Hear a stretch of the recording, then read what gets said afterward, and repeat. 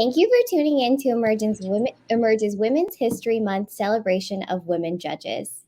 Our conversation today will discuss the powerful impact women judges are having in our judicial system during the historic Judge Ketanji Brown Jackson confirmation hearings to the Supreme Court of the United States.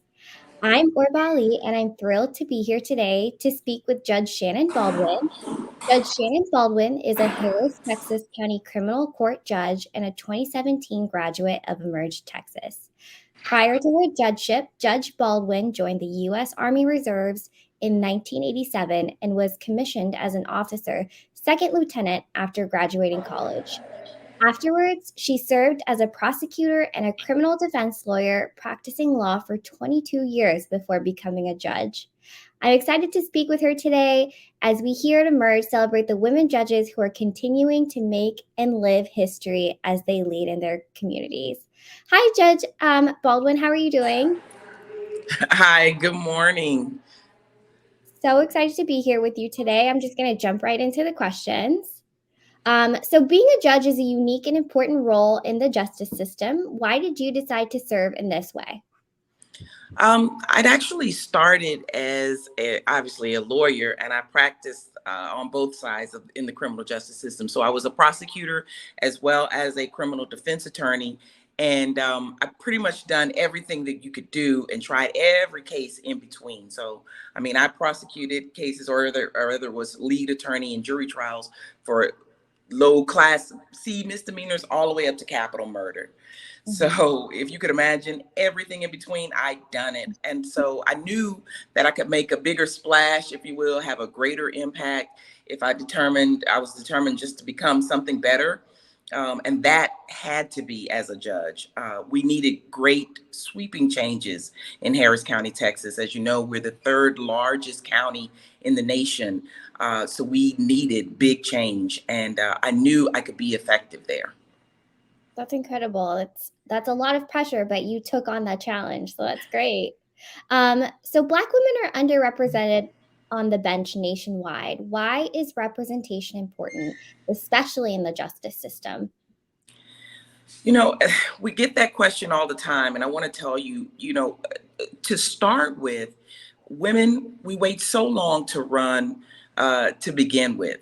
And if you add that as a person of color, we wait even longer to run or get into the political field.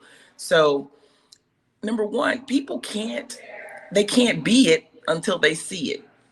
And so some of us, we have to decide to take on the charge, to lead the way so that others can follow. We're not intended to be in these positions for a lifetime, although there are lifetime appointments and I wouldn't turn one down. Side joke.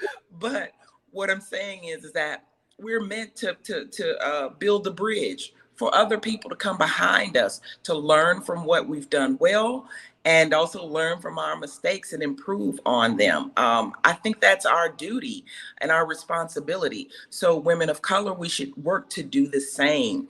Encourage, invigorate, and bring other women up to really essentially take our places and go above and beyond what we've accomplished. That's incredible. Yeah, here at Emerge, one of our goals is to make sure that our alums are lifting as they climb. And that is exactly what you described. So that's so exciting to hear and really great to hear that.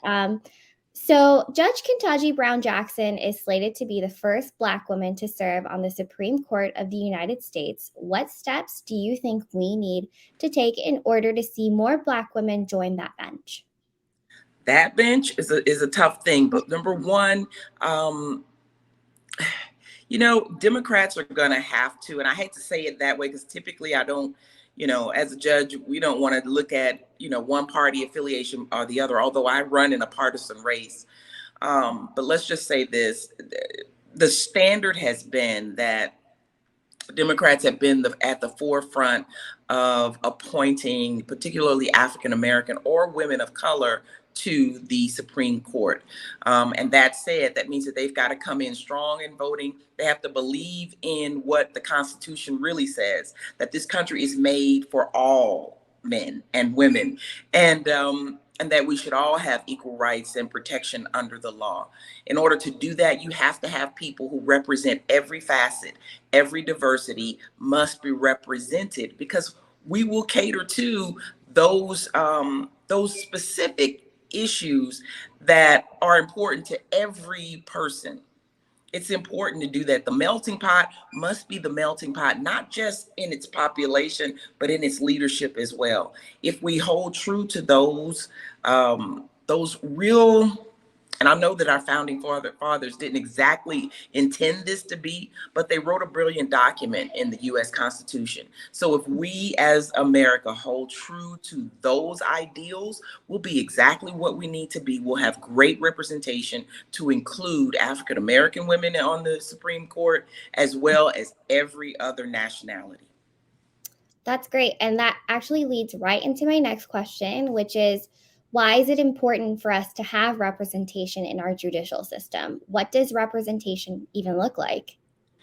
You know, what it allows me to do, and I'll just speak for my bench because I see people of all walks of life, all different types of nationalities, all different types of economic, levels, or whatever the case may be.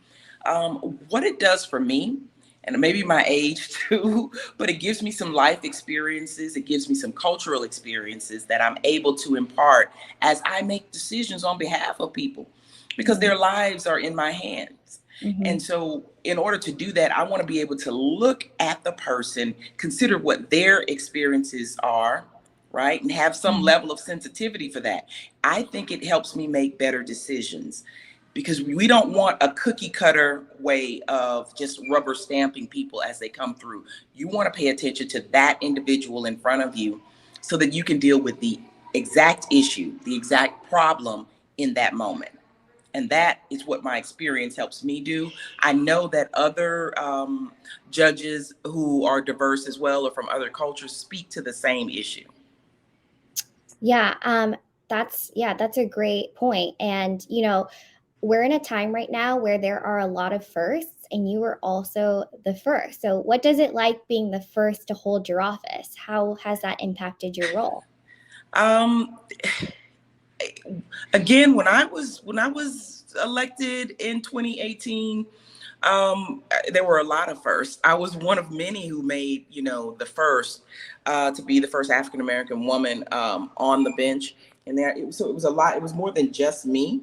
So when I say we made sweeping changes in my county, we really did, and it was phenomenal. It was big. You could feel the difference in the courthouse. You could see the difference in the way people came in and represented their clients. They understood also, because some of us were criminal defense attorneys, that they could make arguments before and do things before that were never available to them, because oftentimes the judges were the third or the other prosecutor in the room.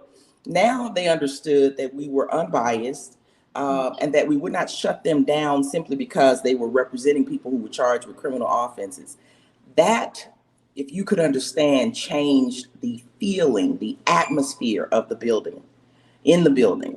And I mean, I start there because I still remember that. I still see that. And I'm proud of the changes that we made. Our county was not the first, but probably the largest, and had the greatest impact on bail bond reform when it came to criminal misdemeanor cases.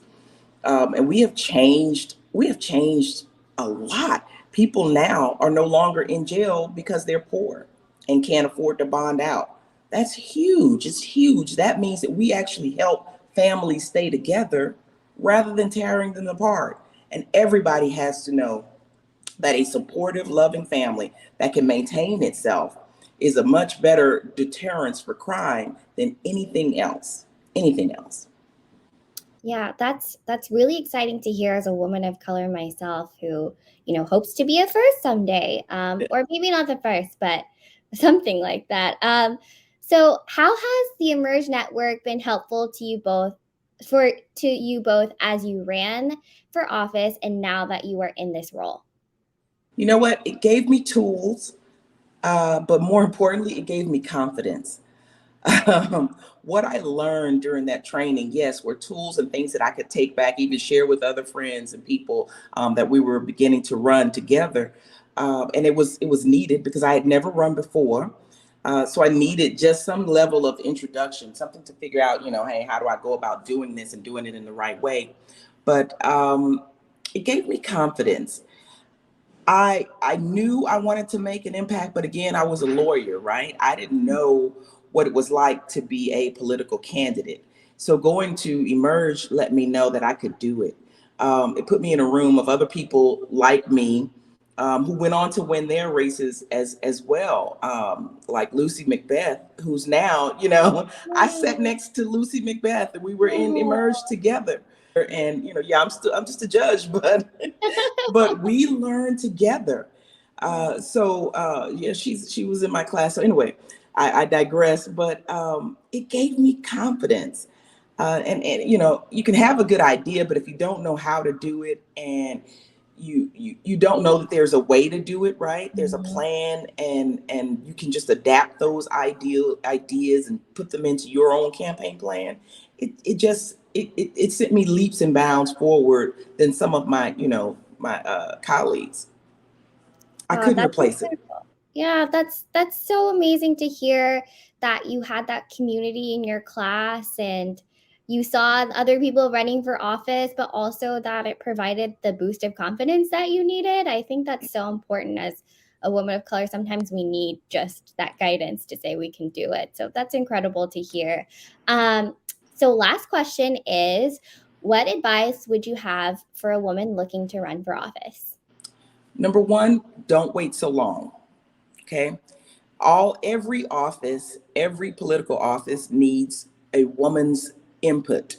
Okay. And that means that you can be the candidate, or you can be politically involved and work from behind the scenes if that's your preference. But don't wait to get involved. We need us, all of us, and we need us to be in every place possible. That's the first thing. Secondly, have the confidence. If you're going to be the candidate, don't be afraid.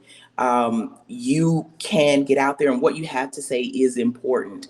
And you'll be amazed at how many people will agree with you, with your opinions and the way to make things better. Just have the confidence to get out there and do it. Number three, be authentic. Be authentic. I never have to worry about preparing for anything, unless I've got a time I'm teaching a class, or a Mhm. seminar or something to that effect. Obviously, you prepare for those. But for interviews, I know that I can come in and be myself and answer questions authentically. And I'm unafraid of doing that. Now, that's not the normal politician way of doing things, but I don't consider myself a normal politician. Yeah. The way I present myself is exactly who I am, and that's what I want people to know. So it is what you get what you see, other than a little bit of makeup. Other than that, this is truly who I am. So I present my authentic self. It is what comes across. It's what's real, and believe it or not, it's what more people connect to. Yeah. So don't pretend to be anything else other than yourself, and you'll do wonderful.